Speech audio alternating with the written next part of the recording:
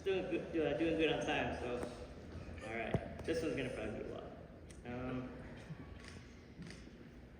Yeah, so good morning. First of all, I want to thank the FRC Chiefs Mess for getting together and providing the legwork for this opportunity and this great morning on a Friday, so I appreciate you guys taking the time for that. Thank you, OIC, for overseeing this occasion. Ebony, appreciate you, what you alluded to, all the words. Lindsay and Eric, thank you for being coordinators and MC. At first I didn't want to do a ceremony because I hate having, words of affirmation or any type of congrats, thank yous, that type of stuff.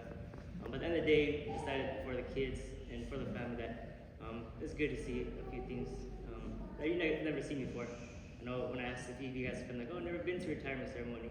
So I really did it for you guys. Let's see. Tawan, I knew. I'm your witness, man. You know you're right. I know I said I wasn't going to do them, but I appreciate you guys riding with me. I didn't want all the bells and whistles, hence being in khakis today. But I think the khaki uniform represents senior leadership. At its finest, it's the most polarizing uniform in my eyes, besides the Cracker Jacks. Of course, but so thank you, Tom Cruise and Top Gun, for making this uniform. Every time we go somewhere, people have eyes on it. To my family that's here, I'd like to honor my grandmas. Thank you for being here, Nana. Thank you for coming from Las Vegas. I love you, grandma as well. And my Nana, my top.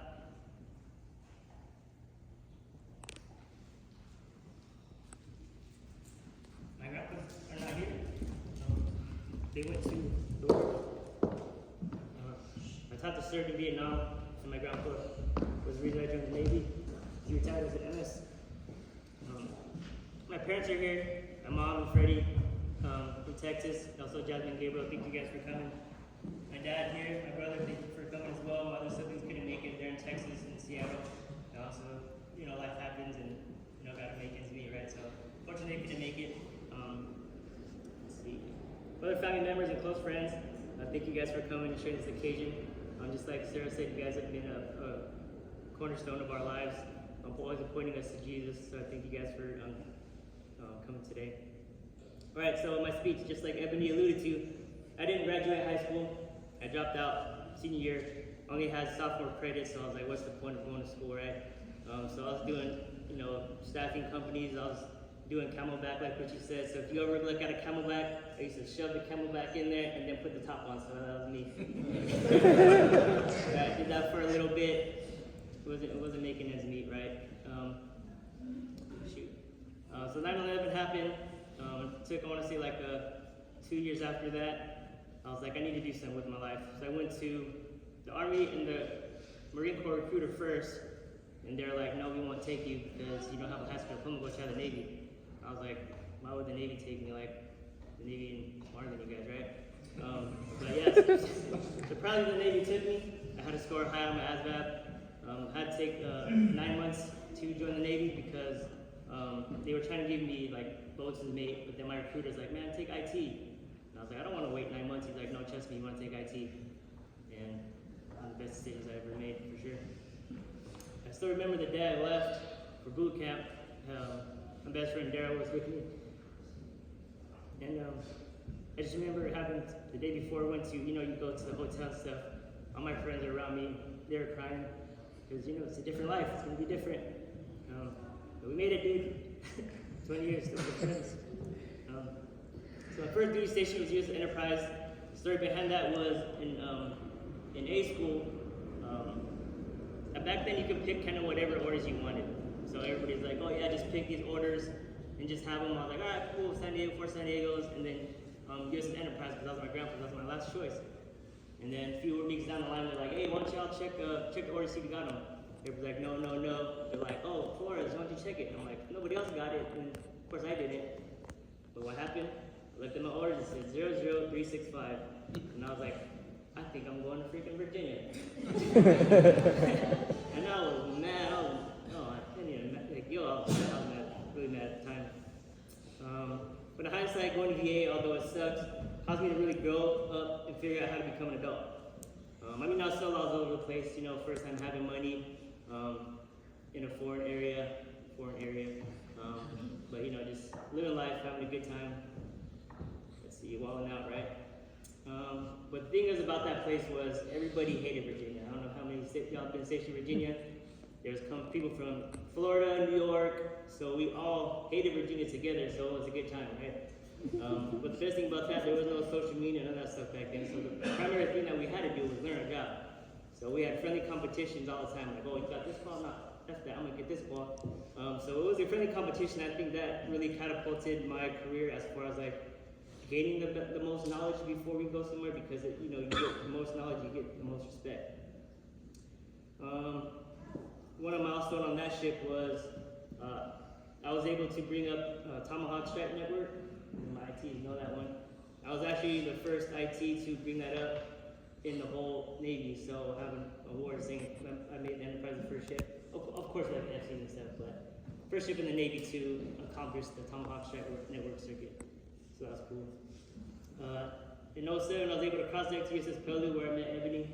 Like she said, she was a second class LPO at the time, and I was like, I thought I was on it, but I was like, I can't even hold a candlestick to this one. To go a trailblazer at his finest.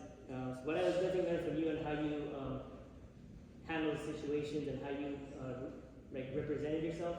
At the time, I was just all over the place, but then you had low hat, like you were just on a crisp uniform, and then I was like, I'm kind of mirror this woman, and I did that.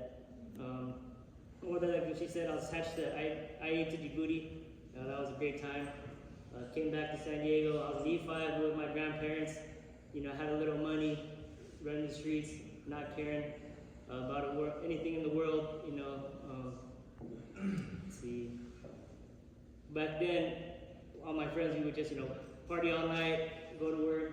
I'll take a shower, or go home. I'll take a shower, go to work, while they just slept on my couch. Y'all remember that one, right? They don't make us like this no more. They don't do that. All them guys just call them sick or whatever. But a good time for sure. But then 09 came around, and that's where I met Sarah, and I realized I can't do that stuff anymore, because the first time I met her, I was telling my best friend, I met her through him. It's like this. I'm going to make this girl my wife. Trust me on that one. And I did.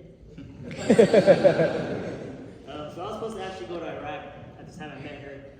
When I told her that, hey, I'm supposed to go to Iraq in a few months, and she said, that's fine, I'll wait for you. I was like, okay. Some health things transpired, and I didn't go to Iraq, but I ended up going to 30 NCR in Fort Hueneme. I did one deployment to Afghanistan. That's where I knew I had to get myself together, because I just got married before then, and it wasn't about me anymore, it was about the future.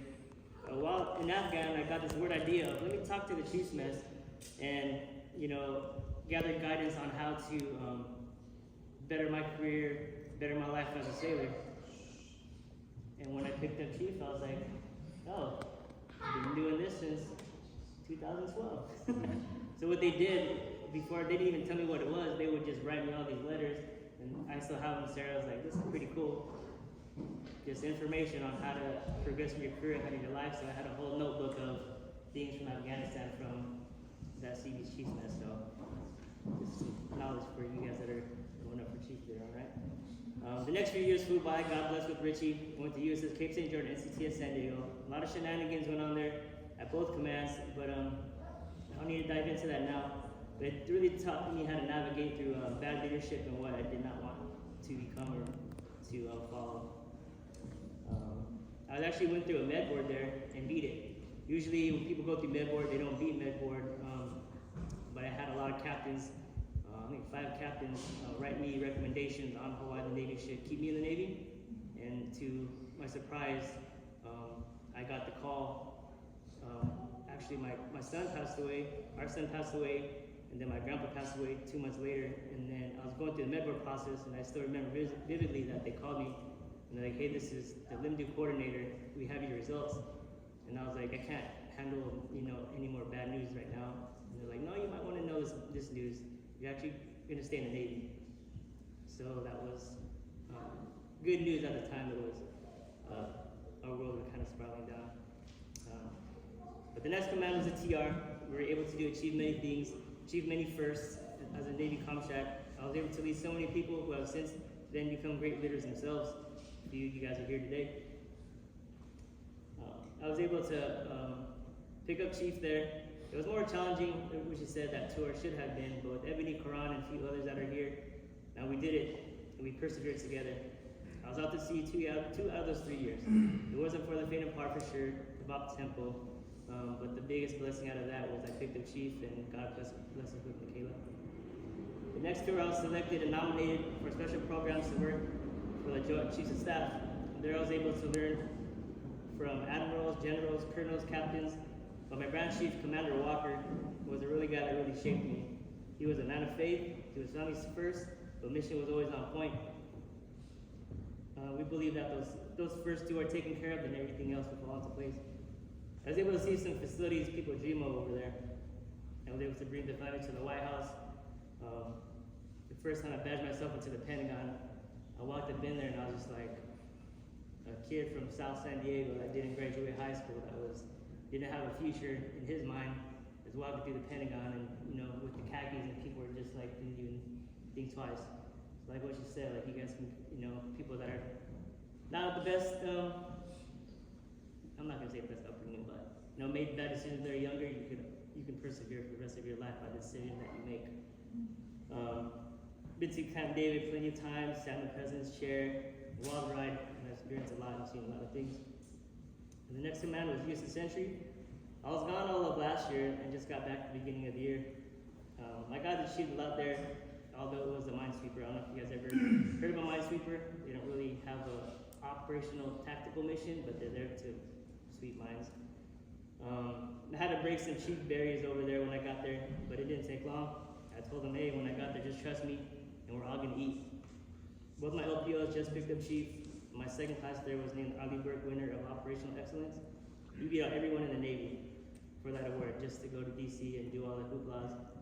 I told him while I was there, I was writing his package, and I was like, I may not have gotten a high school diploma, man, but I can sure write a package. That's true. But yeah, that was one of the highlights of my career, actually. All your guys' successes have been my success. Well, that was the past now, and I'll break down real quick why I chose now.